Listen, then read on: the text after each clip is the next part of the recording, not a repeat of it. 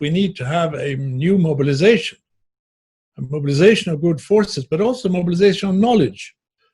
And I think you young people should insist on making sure that you have in your curriculum elements of the human rights bodies, of course the basic norms that was set up after the Second World War, but also the humanitarian law, the Geneva Conventions and so forth, the refugee conventions.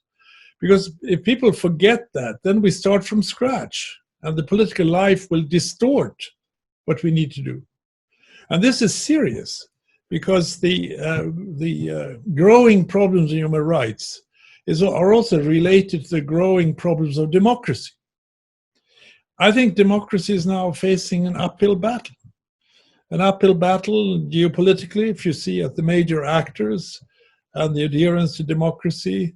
And also in my own continent, we have our own problems of democracy. We have to restore a strong international system, belief in the norms that were set up by the United Nations and member states, and not depart from the solidarity and from the importance of the word togetherness that was built up after the ashes and horrors of the Second World War.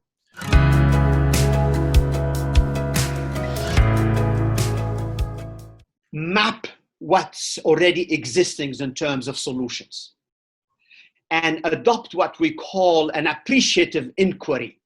And studies have shown that a shift from a deficit-based paradigm of thinking to a strength-based paradigm of thinking is very powerful in articulating a change and seeing it through.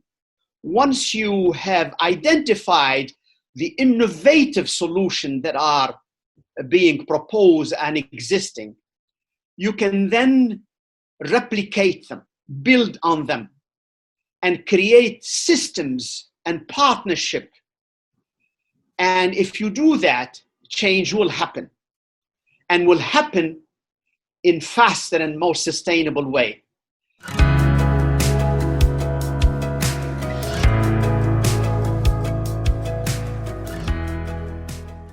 The resurgence of cultural relativism theories that claim that human rights are incompatible with certain cultures, religions, or traditions is part of the backlash.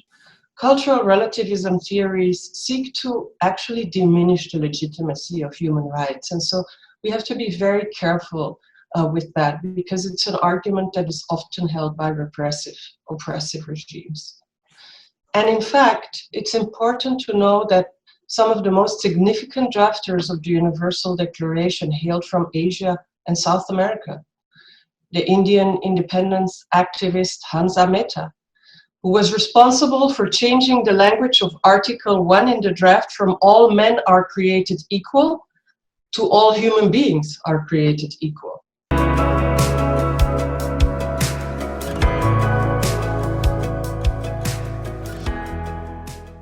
First of all, I think the Security Council needs to be much more of a negotiation body.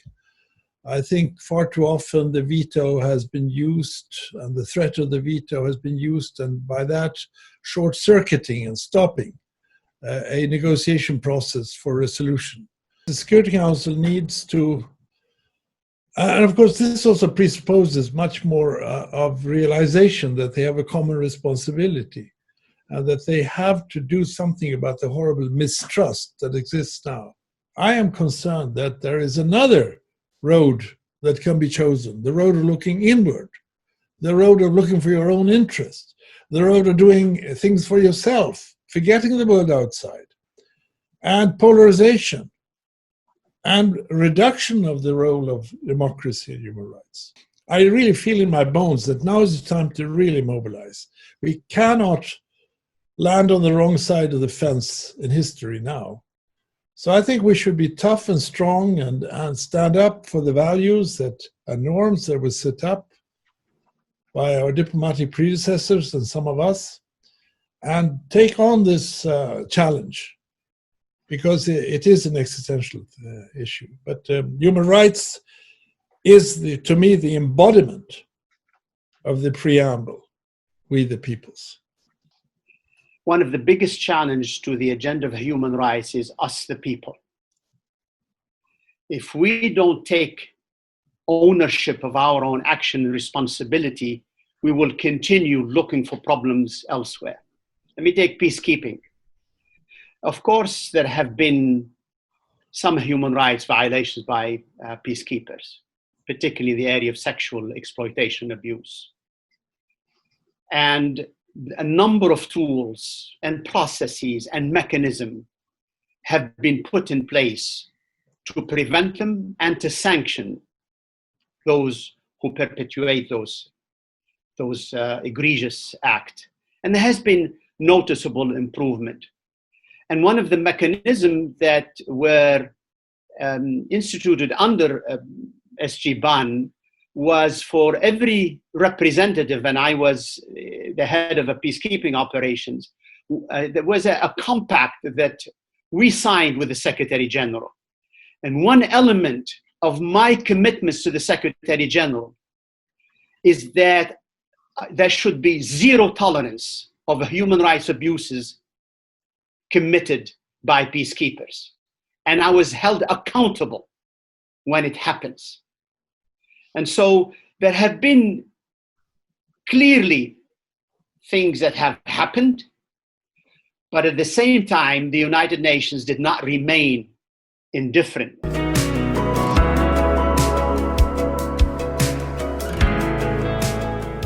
The 75th anniversary of the UN comes at a turbulent time. We're facing an increasingly polarized political context in many parts of the world. It is paradoxical that exactly when the challenges the world is facing are most interconnected and of a global nature, more countries are turning away from international cooperation.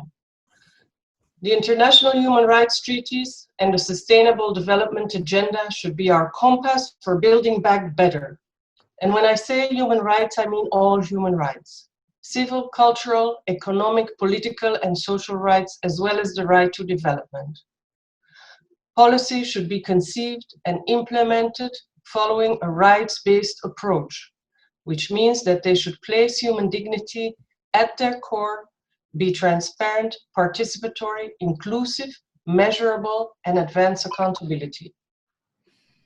States and business actors must not revert to business as usual, but forge a new normal, where no one is left behind, where crushing debt on low and middle income countries is alleviated, where the interdependent concepts of human rights, democracy, and the rule of law are taken seriously.